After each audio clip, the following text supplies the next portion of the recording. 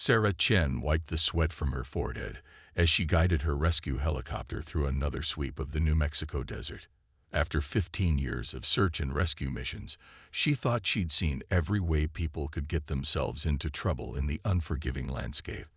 Tonight would prove her wrong. The first indication that this wasn't a routine missing hiker case came when her instruments started going haywire. The compass spun wildly, and static crackled through her radio. Then she saw it, a streak of purple-tinged light cutting across the star-filled sky, moving in a way no meteor or aircraft ever should. "Control, this is Echo 7. She radioed, knowing she'd get nothing but static. "I'm tracking an unusual aerial phenomenon, heading southeast towards the Alamogordo region." The object, definitely not a meteor, began a controlled descent, bleeding off speed in a spiral pattern. Sarah followed at a safe distance, her years of Air Force training before search and rescue kicking in. Whatever this was, it was being piloted. The craft, now clearly visible as a sleek vessel about the size of a small private jet, touched down in a remote box canyon. Purple light pulsed along its hull like bioluminescent waves before fading to a dull gray. Sarah set her helicopter down half a mile away, behind a ridge that would hide her from whatever emerged from that ship. She checked her rescue kit and sidearm. Old habits died hard, before heading towards the canyon on foot. The desert night was eerily quiet, as if every creature for miles knew something unnatural had entered their domain. As she approached, she could see the ship had carved a shallow trench in the desert floor. Its design was unlike anything she'd ever seen, organic curves blending seamlessly with geometric patterns that seemed to shift in the moonlight. More striking was the damage. Massive holes torn through the hull, edges crystallized as if flash-frozen. A sound caught her attention, labored breathing, and a soft keening noise that made the hair on the back of her neck stand up. Sarah moved cautiously around the vessel's perimeter until she found the source. The alien was humanoid, but that's where the similarities ended. Its skin had a crystalline quality, catching the moonlight in facets that shifted between deep purple and blue. What she assumed was blood leaked from several wounds, glowing faintly against the desert sand. The alien's eyes opened, 3 of them arranged in a triangle, and focused on Sarah. Instead of showing fear, they conveyed something closer to relief. "I mean you no harm," Sarah said, holding up empty hands. "I'm here to help." The alien made a series of musical tones, then switched to something else, a halting approximation of human speech. "Help, yes. Danger follows." Sarah's medical training took over. The alien's wounds weren't immediately life-threatening, but they needed treatment. More worrying was the creature's elevated temperature. Even through her gloves, its skin felt dangerously hot. "I need to move you somewhere safer," Sarah explained, pulling supplies from her med kit. "Can you walk?" The alien struggled to rise, its crystalline form catching moonlight in hypnotic patterns. "Walk, difficult. Hunters, coming." As if on cue, a high-pitched whine filled the air. Sarah looked up to see 3 points of red light descending from the clouds. More ships, but these moved with predatory purpose. "Then we'd better move fast." Sarah helped the alien to its feet, supporting its weight. "I'm Sarah. What should I call you?" The alien made a sound like wind through crystal. "In your sounds, Lyra." They moved as quickly as they could toward Sarah's helicopter, but the hunting ships were getting closer. Lyra's breath came in sharp gasps, her skin fluctuating between deep purple and an alarming gray. "Almost there," Sarah encouraged. "Just a little further." The first energy bolt struck the ground 30 feet to their left, turning the sand to glass. Sarah didn't look back. She'd learned long ago that in rescue situations, hesitation killed. They reached the helicopter just as another bolt sizzled past. Sarah helped Lyra inside and jumped into the pilot's seat, starting the engine before she'd even fully closed her door. The helicopter lifted off as 3 sleek, predatory craft crested the ridge. "Hang on," Sarah called back to her passenger. She dropped the helicopter into the canyon. flying purely on instinct and muscle memory. The pursuing ships were faster, more maneuverable, but Sarah knew every rock formation and air current in these canyons. She jinked between stone pillars, using the terrain to break up their pursuit. One hunter tried to follow her through a narrow gap and clipped its wing, spiraling away in a shower of sparks. The other two pulled up, unwilling to risk the same fate. When they finally emerged from the canyon system, the night sky was empty save for the stars. Sarah checked her instruments, still useless, and her passenger. Lyra had slipped into unconsciousness, her crystalline skin now a dull gray shot through with weak pulses of purple. Sarah turned the helicopter toward home, not the rescue base, but her private cabin in the mountains. Whatever was going on, whatever Lyra was running from, Sarah knew this was bigger than any standard operating procedure could cover. "Don't worry," she told her unconscious passenger. "I've never lost anyone I set out to rescue, and I'm not starting now." As they flew toward the mountains, Sarah's mind raced through the implications of what had just happened. First contact wasn't supposed to happen like this. One rescue pilot with an injured alien refugee in her helicopter, being chased by what she could only assume were assassins. But here they were, and Sarah knew with certainty that her life would never be the same. The cabin came into view, a lonely outpost among the pines. As she set the helicopter down, Sarah glanced back at Lyra. The alien's 3 eyes opened slightly, and a weak voice whispered, "Thank you." "Save your strength," Sarah replied. "We're safe for now, but something tells me this is just the beginning." She couldn't have known how right she was. The first rays of dawn filtered through the cabin windows as Sarah finished treating Lyra's wounds. The alien's crystalline physiology had made conventional first aid challenging, but Sarah had adapted, using cold compresses to help regulate the alien's dangerously high temperature and a modified pressure bandage technique for the wounds. Lyra sat propped up on Sarah's couch, her 3 eyes tracking Sarah's movements with keen intelligence. The alien's color had improved, shifting from dull gray to a deeper purple with occasional ripples of blue. She held Sarah's tablet, fingertips gliding over the screen as she absorbed human language at an astonishing rate. "Your digital information systems, primitive but elegant," Lyra said, her speech now much clearer though still musical in tone.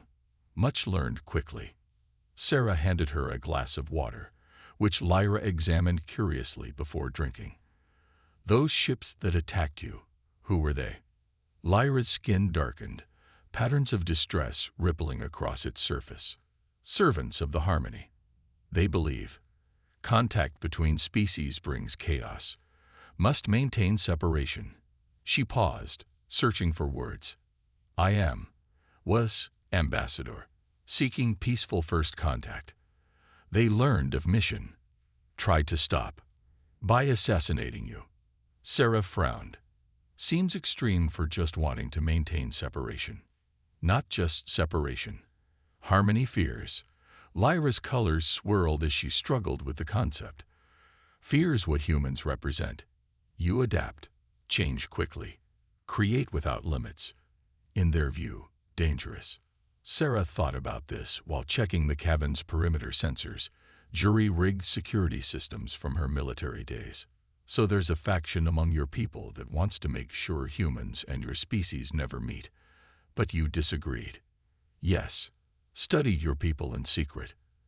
Your art, music, stories. Saw potential for beautiful exchange of ideas." Lyra's colors brightened. "Some of us believe isolation leads to stagnation. Need new perspectives to grow." A sharp beeping from Sarah's modified radio interrupted them. Lyra stiffened, her colors paling. "They search on your frequencies, looking for unusual patterns." Sarah moved quickly to the radio, adjusting settings. "Can they trace it?" "Not yet, but soon they will." Lyra stood unsteadily, moving to the radio. Her fingers danced over the controls, making adjustments Sarah could barely follow. There, hidden now in background radiation, but not safe here long. "We need to move," Sarah agreed. "But first, we need to understand what we're dealing with. How many hunters are there?" What resources do they have? Lyra's response was interrupted by a distant rumbling. They moved to the window, watching as black SUVs wound up the mountain road several miles away. Sarah recognized the deliberate precision of their movement. Government vehicles. More complications, Sarah muttered. Those aren't your hunters, but they're probably not friendly either. Someone must have tracked my helicopter's flight path. Your authorities. They would not understand, Lyra said. Would see only potential weapon, potential threat. Like Harmony, fear what they do not control. Sarah gathered essential supplies while thinking rapidly. My old unit had a fallback location. Underground bunker from the Cold War, off all the official records. But getting there won't be easy. We'll have to cross 50 miles of wilderness, avoiding both human and alien pursuit. Lyra's colors shifted to a determined blue. Together, possible. Your knowledge of terrain, my knowledge of hunters' methods. She touched the tablet again, pulling up topographical maps. Show me route. I can help identify likely pursuit patterns. For the next hour, they planned their escape, combining Sarah's wilderness expertise with Lyra's tactical knowledge. The alien's insight into her pursuer's technology and methodology was invaluable, highlighting blind spots in their sensors they could exploit. They rely too much on advanced technology, Lyra explained. Expect targets to use vehicles, electronic devices, not prepared for. What is your term? Going dark. Sarah smiled. Exactly. Sometimes the best technology is no technology. But before we go, she pulled out a satellite phone, an untraceable model from her military days. We need to contact someone I trust. If things go wrong, someone needs to know the truth. She dialed a number from memory. After 3 rings, a gruff voice answered. Do you know what time it is, Chen? Good morning to you too, Dr. Martinez. Remember that favor you owe me from the canyon incident? Time to collect. And Marcus, you're going to want your mobile lab for this one. How much trouble are you in, Sarah? Sarah watched as Lyra studied the sunrise, her crystalline form refracting the light into tiny rainbows across the cabin walls. Let's just say, it's not of this earth. Meet us at the Peterson site in 24 hours. And Marcus, come alone. She ended the call and turned to Lyra, ready to disappear. Lyra's 3 eyes crinkled in what Sarah was learning to recognize as a smile. Ready. And Sarah, thank you for trusting when others would fear. Save your thanks until we're safe, Sarah replied, but she smiled back. We've got a long journey ahead, and something tells me both our worlds are about to change forever. They slipped out the cabin's back door just as the first SUV crested the final rise to Sarah's property. As they melted into the forest, Sarah reflected that her life had always been about saving people. She never imagined she'd end up trying to save not just one life, but possibly the future of 2 civilizations. The real question was, would they survive long enough to succeed? The mountain terrain that had once been Sarah's sanctuary now felt like a maze of potential traps. She and Lyra moved through the underbrush as silently as possible, pausing at every ridge to scan both the ground and sky.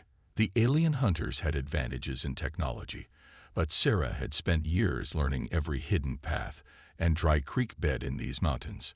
Movement ahead, Lyra whispered, her crystalline skin dulling to match the forest's shadows. Ground vehicles. Your people. Sarah peered through her binoculars. 3 more government SUVs were parked at a crossroads below, agents in tactical gear spreading out in a search pattern. Their efficiency told her these weren't regular FBI, likely a specialized unit for extraterrestrial encounters. They're hurting us, Sarah realized, pushing us toward that valley. There must be more teams we can't see. Lyra's skin rippled with patterns Sarah now recognized as analytical thought. Above. Look. High in the cloudless sky, nearly invisible, 3 dots hung motionless. The alien hunters were coordinating with the human forces, whether the humans knew it or not. The harmony plans within plans, Lyra said softly. Let your authorities think they chase crashed pilot and injured hiker. when they find us. The hunters strike, and it looks like an accident or animal attack. Sarah finished. No witnesses, no proof of alien contact. She checked her watch, and we're still 10 hours from meeting Marcus. A twig snapped nearby. Both women froze as voices approached. A search team sweeping the area. Sarah's mind raced through options, each worse than the last. They were running out of time and space. Then Lyra's colors shifted to a decisive blue. "Trust me?" she asked. Sarah nodded without hesitation. Lyra pressed her crystalline hands against a nearby boulder, her skin pulsing with energy. The rock face seemed to shimmer, then split open like a curtain, revealing a small cavity within. "Quantum manipulation," Lyra explained quickly. "Temporary. Hurry." They squeezed into the space just as the search team crested the ridge. Sarah held her breath as boots crunched past their hiding spot. Through the translucent stone, she could see distorted shapes moving, hear fragments of radio chatter. Area 7 clear. Expand the perimeter. Possible thermal signatures. After several tense minutes, the search team moved on. Lyra released her hold on the boulder, and the stone reverted to its solid state. She sagged against Sarah, her colors fading to a tired gray. "That took much energy," she said. "Need time to recover." "Time we don't have," Sarah replied, supporting her alien companion. "But I know somewhere we might find help."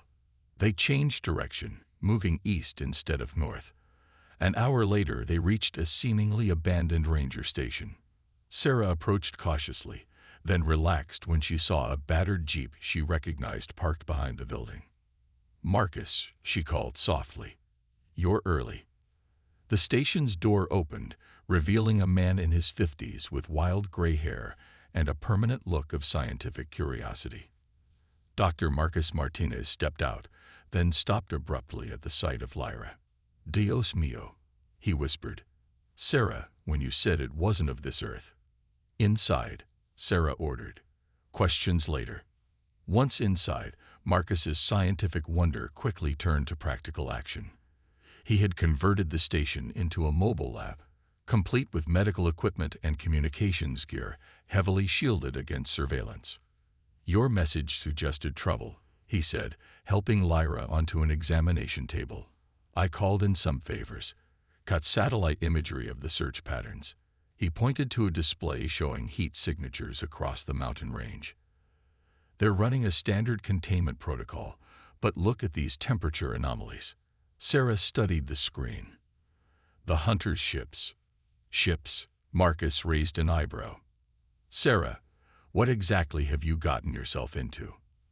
They quickly brought him up to speed while he examined Lyra, his initial amazement giving way to professional focus. He analyzed samples of her crystalline biology, while she explained the basics of her species' physiology. "Fascinating," he muttered. "Silicon-based, but with organic elements we've never imagined. And these color changes, some form of photonic communication." "Marcus," Sarah interrupted. "Focus. Can you help us get to Peterson's site?" He blinked, returning to the present situation. "Yes, but not the way you planned." He pulled up another satellite image. "They got that whole area locked down. But I know somewhere better. My old research station in the White Sands. It's shielded, stocked, and officially decommissioned years ago." Lyra studied the map. Desert. Open terrain. Hunters will expect forest cover. "Exactly," Marcus grinned. "Sometimes the best hiding place is where they least expect you to go. And Sarah, there's something else." He hesitated. "The energy signatures from their ships, they match readings I've been tracking for months. Whatever's happening, it's bigger than just one crashed ambassador." A distant humming made them all freeze. Lyra's colors darkened. "Hunters. Close." "We need to move," Sarah said. "Marcus." He grabbed a bag he'd clearly packed for this possibility. "My Jeep's modified for desert running." But first, he handed Sarah a small device. "Emergency beacon. If things go wrong, activate it. I've got friends in interesting places." They loaded quickly, Marcus taking the wheel while Sarah helped Lyra into the back.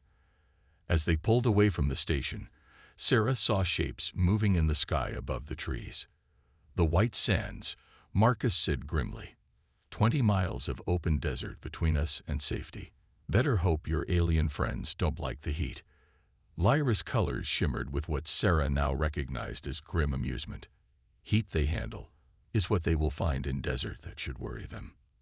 Sarah looked at her questioningly, but Lyra simply turned her 3 eyes to the horizon, where the forest ended and the desert began. Whatever she knew, Sarah had a feeling they'd all find out soon enough. As they drove toward the desert, Sarah couldn't shake the feeling that they were heading not just toward sanctuary, but toward answers. Answers that some would kill to keep hidden. The White Sands Desert stretched before them like an ocean of pale light under the moon. Marcus's jeep kicked up rooster tails of sand as they sped across the empty landscape. In the back seat, Lyra's crystalline form pulsed with weak light as she recovered her strength. 3 miles to the research station, Marcus announced, checking his modified radar display. No pursuit signals yet, but he frowned at a series of anomalous readings. Something's interfering with the equipment. Sarah recognized the pattern, like when their ships are nearby. "No," Lyra said, her colors shifting to a deep purple of concern. "Different. Older." She pressed her hand against the jeep's window, her skin resonating with something unseen. "There are ruins here, my people's ruins." Marcus nearly drove off the trail. "What? That's impossible. I've studied these grounds for decades. Buried deep, the sand preserves."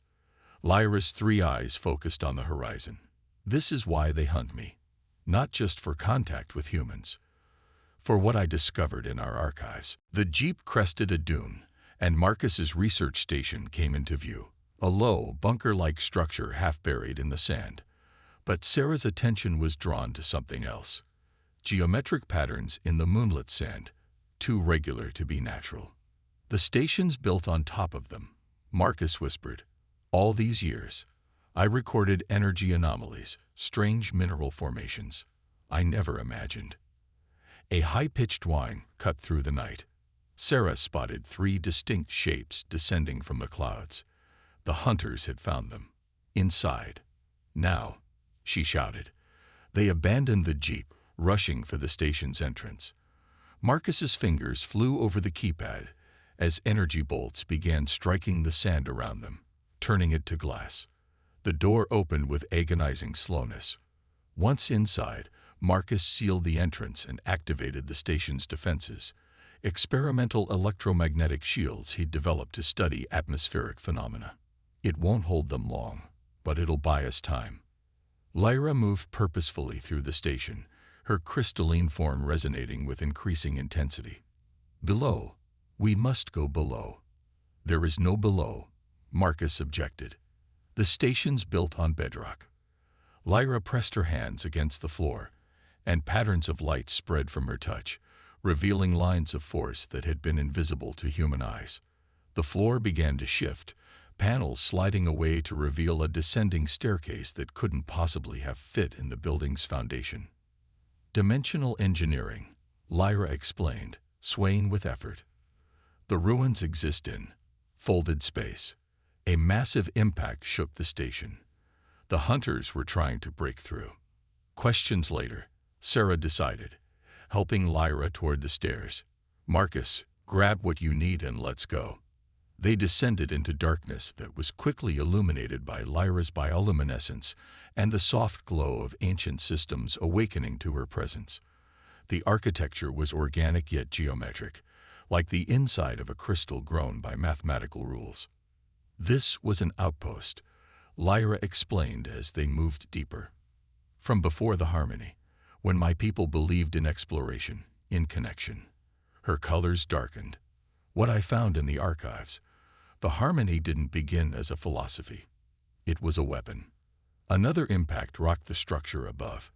Dust and sand filtered down through the crystalline ceiling. "A weapon?"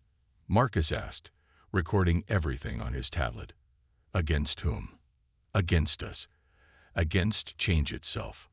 Lyra touched a wall panel, and a holographic display sprang to life, showing star maps and equations. My people were not always as we are now. We seeded worlds, shared knowledge, grew through contact with others. Until the Great Division. Sarah studied the display, recognizing Earth's solar system among many others. What happened? A faction feared we were losing ourselves in endless change. They created the harmony, a quantum field that altered our species' collective consciousness, made us fear change and contact. Those who resisted were, her colors rippled with distress, were changed or eliminated. But you're different, Sarah realized. You can resist it. Some of us evolved resistance over generations, became quantum resonant, could see the field for what it was. Lyra's colors strengthened with determination. The hunters aren't just trying to stop contact. They're trying to extend the harmony field to Earth. The implications hit Sarah like a physical blow. They want to do to humans what they did to your people. Make us afraid of change, of contact, of progress itself.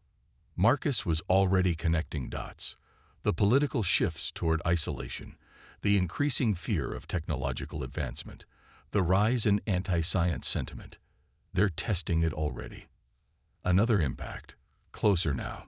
The hunters were following them down. The ruins hold the key, Lyra said. Plans for the original quantum resonator. If we can understand it, we can disrupt the field. Free my people. Protect yours. Her three eyes fixed on Sarah. But the hunters will collapse this space rather than let that happen. You should go. Sarah met her gaze steadily. That's not how this works. You trusted me when you crashed. I'm trusting you now. She turned to Marcus. Can you make sense of this technology?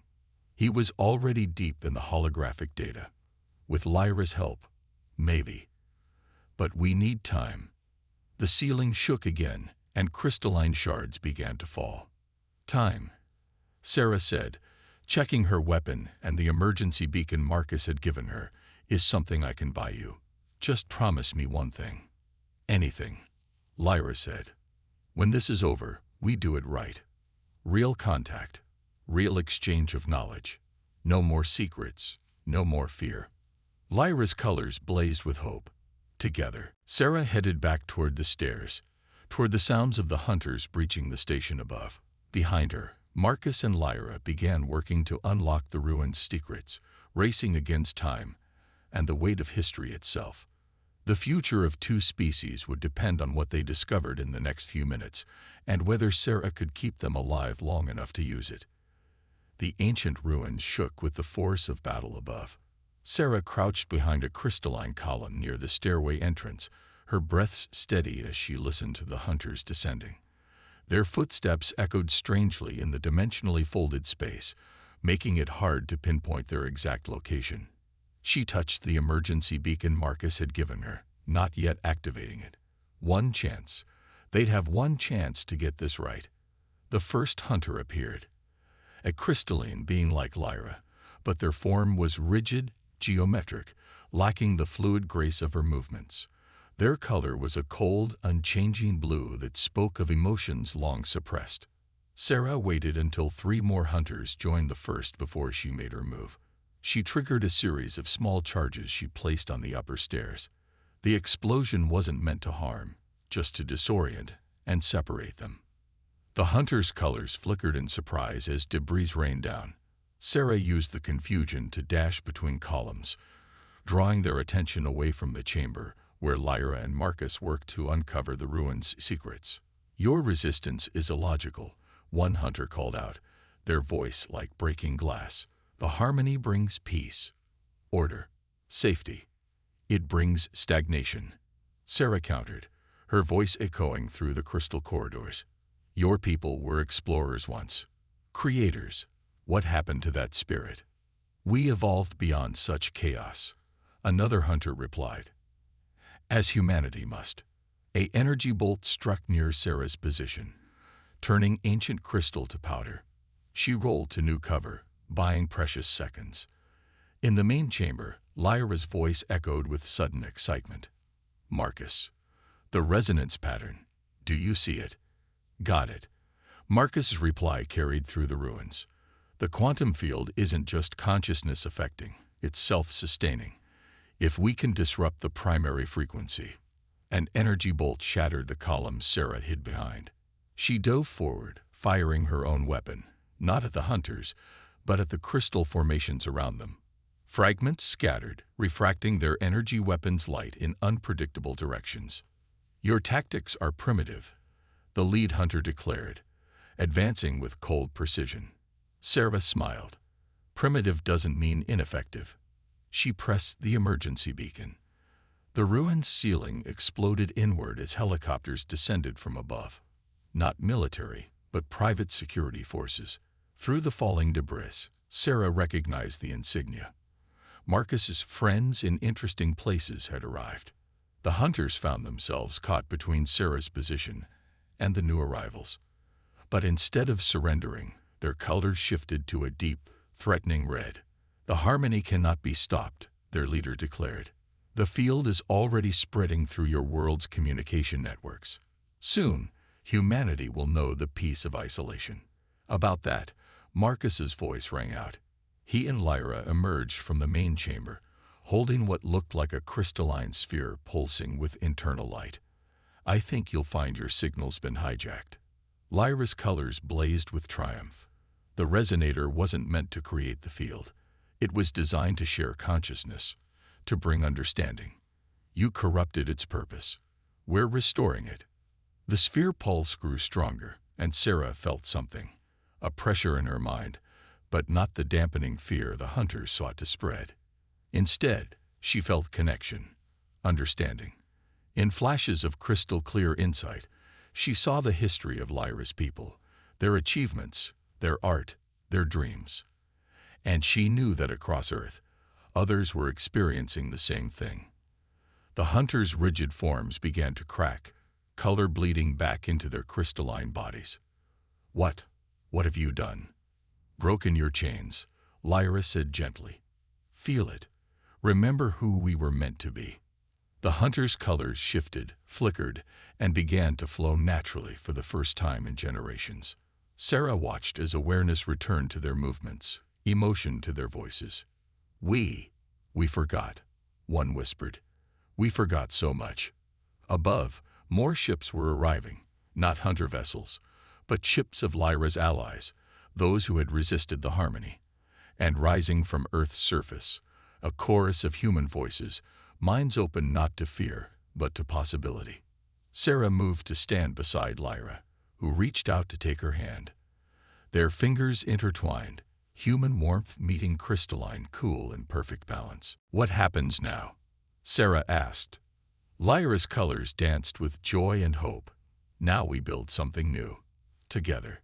She looked up through the ruined ceiling at the ships above, then at the humans and awakened hunters below. Two peoples, each with something to teach, something to learn. Marcus was already deep in conversation with one of the reformed hunters, comparing notes on quantum mechanics and consciousness. The security teams were cautiously lowering their weapons, curiosity overcoming training as they witnessed history being made. It won't be easy, Sarah said. Some will resist. Change never is easy. But worth it, Lyra replied. Her three eyes crinkled in what Sarah now knew was a smile. Always worth it. As dawn broke over the white sands, its light caught the crystalline ruins and the beings within, human and alien together, finally free to forge a future unlimited by fear. The desert wind carried whispers of change, of hope, of two civilizations ready to grow together.